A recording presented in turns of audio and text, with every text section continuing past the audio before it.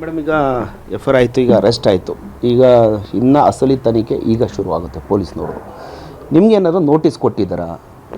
ಯಾವ ಥರ notice? Police ಅಂದರೆ ನೀವು ಹೇಳಿಕೆ ಏನೇನು ದಾಖಲೆಗಳಿದೆ ನನ್ನ ಹತ್ರ, ಅತ್ಯಾಚಾರಕ್ಕೆ ಏನೇನು ದಾಖಲೆಗಳಿದೆ ನನ್ನ ಹತ್ರ, ಕೆಲವೊಂದು ಹೇಳಿದ್ರಿ ನೀವು, ವಾಟ್ಸಪ್ ಚಾಟ್ಗಳಾಗಿರ್ಬೋದು, ವೀಡಿಯೋಗಳಾಗಿರ್ಬೋದು, ಹಿಂದೆದ್ದು ಅವ್ನು ರೆಕಾರ್ಡ್ ಮಾಡ್ಕೊಂಡಿದ್ದೇನೆ ಅನ್ನೋದಕ್ಕೆ ಒಂದು ಪ್ರೂಫು, ಇವೆಲ್ಲ ಬೇಕಾಗುತ್ತೆ ತನಿಖೆ ಹಂತದಲ್ಲಿ ಪೊಲೀಸ್ನವ್ರು ಮಾಡಬೇಕು. ನಿಮ್ಗೇನಾದರೂ ಅದನ್ನ ನೋಟಿಸ್ ಕೊಟ್ಟು ಇವನ್ನೆಲ್ಲ ತೊಗೊಂಡು ಬನ್ನಿ ಅಥವಾ ಇವತ್ತು ಅಥವಾ ನಾಳೆ ಏನಾದ್ರು ಬನ್ನಿ ಅಂತ ಹೇಳಿದಾರಾ?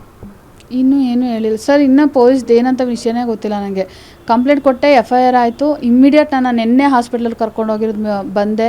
ಬೆಳಗಿನ ಜಾವ ಬಂದು ಮತ್ತೆ ಬೆಳಗ್ಗೆ ನನಗೆ ಹಾಸ್ಪಿಟ್ಲಿಗೆ ಕರ್ಕೊಂಡೋದವ್ರು. ಇವಾಗ ಬಂದಿದ್ದೀನಿ, ಇವಾಗ ನಿಮ್ಮ ಜೊತೆ ಮಾತಾಡ್ತಿದ್ದೀನಿ.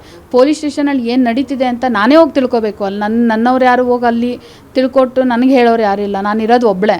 ಸೊ ಹಾಗಾಗಿ ನಾನೇ ಎಲ್ಲ ಮುಗಿಸಿ ನಾನು ಹೋಗಬೇಕು. ಏನು ನಡೀತಿದೆ ಅಲ್ಲಿ ಅಂತ ತಿಳ್ಕೊಳಕ್ಕೆ, ಏನೇನು ಬೇಕು ಆ ಥರದ್ದೆಲ್ಲ ತಿಳ್ಕೊಳಕ್ಕೆ. ಮತ್ತು ಅವ್ರು ಕಾಲ್ ಬಂದಿದ್ದೆ ಇಲ್ವಾ ಅಂತಲೂ ನಂಗೆ ಚೆಕ್ ಮಾಡೋಕ್ಕಾಗಿಲ್ಲ.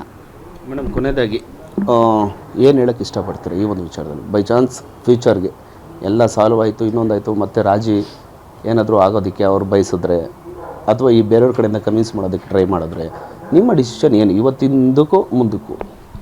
ಸರ್, ನಂಗೆ ಗೊತ್ತು ನಂಗೆ ಏನೇ ಆಸೆ ಒಳಗಡೆ ಇದ್ದರೂ ಏನೇ ಇದ್ರೂ ಅವನ ಆ ಥರ ಹ್ಞೂ ಅಂತ ಅಂದ್ರೂ ಅದು ನಾಟಕೀಯ. ಯಾಕೆಂದರೆ ಆಲ್ರೆಡಿ ಪಿಕ್ಚರ್ ತೋರಿಸ್ಬಿಟ್ಟಿದ್ದಾನೆ. ನೀನೇನಾದರೂ ಎಲ್ಲರ ಮುಂದೆ ಅದು ಎಲ್ಲರೂ ಬಲವಂತಕ್ಕೆ ನಿನ್ನ ಮದುವೆ ಆದೆ ಅಂದರೆ ನರಕ ತೋರಿಸ್ತೀನಿ ಅಂತ ಮೊದಲೇ ಹೇಳ್ಬಿಟ್ಟಿದ್ದಾನೆ. ಇನ್ನು ನಾನು ನಂಬೋ ಪರಿಸ್ಥಿತಿಲಿಲ್ಲ. ನನ್ನ ಫ್ಯೂಚರ್ ಬಗ್ಗೆ ನಂಗೆ ಯೋಚನೆ ಇಲ್ಲ. ಆಲ್ರೆಡಿ ಸತ್ತು ಸ್ಮಶಾನ ಆಗಿಬಿಟ್ಟಿದೆ ನನ್ನ ಜೀವನ.